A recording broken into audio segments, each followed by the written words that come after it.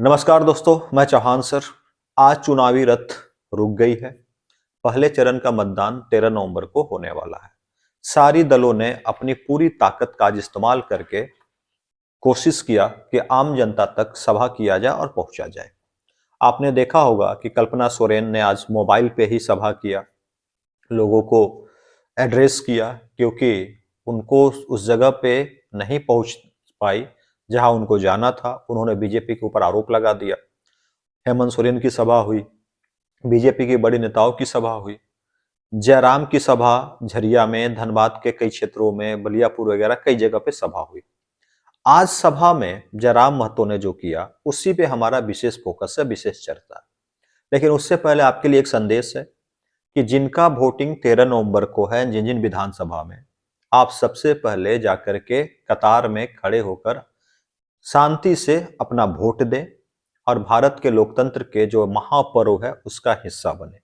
आपको जो पसंद है, जिसके सोच पे या जिसके मैनिफेस्टो पे आपको यकीन है कि ये व्यक्ति हमारे लिए कर सकता है, ये पार्टी हमारे लिए काम कर सकता है, आप जाकर के वोट डाल दें। क्योंकि सभी पार्टियों ने आपसे वोट की अपील की है, सभी पार्टी आप तक पहुंच रही है, लोकतंत्र है वो आप तक पहुंचेंगे।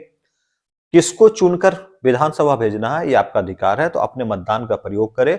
तो पहले मतदान, उसके बाद जलपान, ये मैसेज आपके लिए।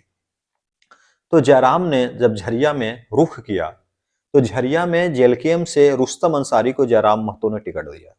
रुस्तम अंसारी एक अच्छे व्यक्तिगत रूप से व्यक्ति हैं और झरिया में उनकी पकड़ ठीक ठाक है।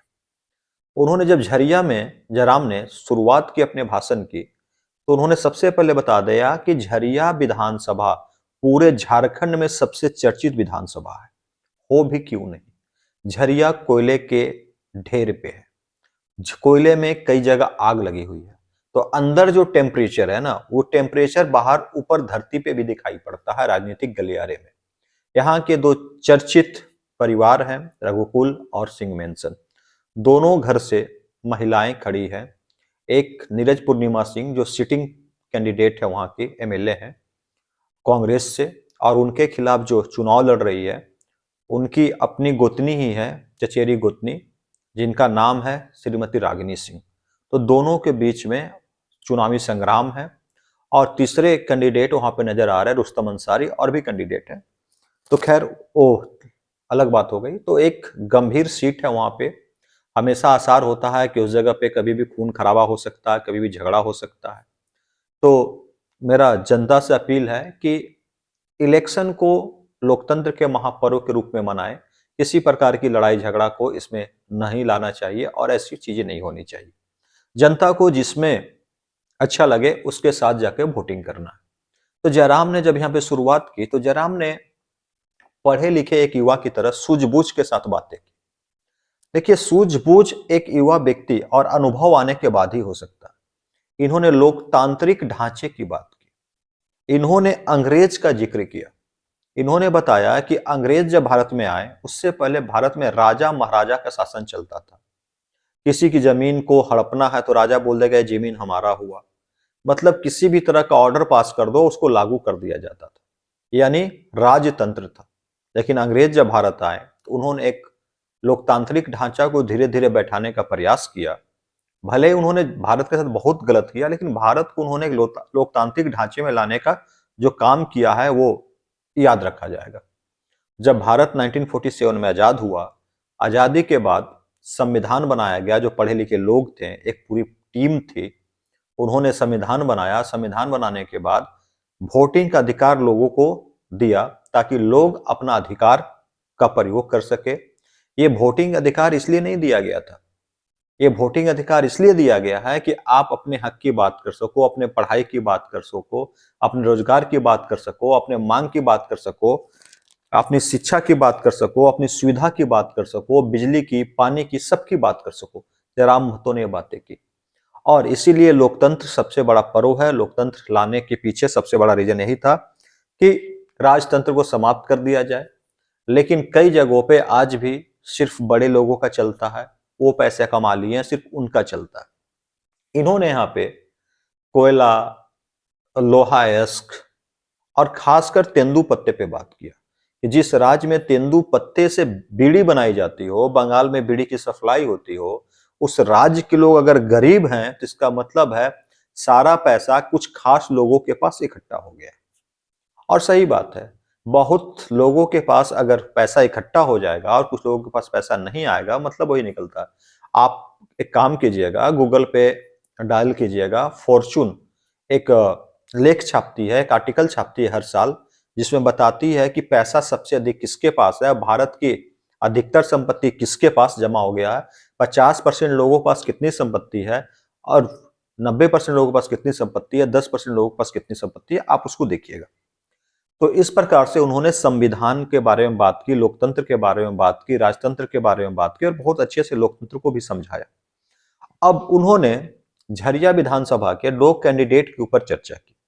देखिए, जैसे जयराम हर जगह हमलावर होते थे, यहाँ पे हमलावर नहीं हुए। उन्होंने सबसे पहले क्लियर कर दिया कि दोनों महिलाएं हैं और महिलाओं के ऊपर मैं आपत्तिजनक टिप्पणी नहीं कर सकता, महिलाओं के ऊपर ज्यादा नहीं बोल सकता। बस इतना बोलूंगा कि दोनों घराने के पास इतना पैसा है कि आवश्यकता से अधिक है।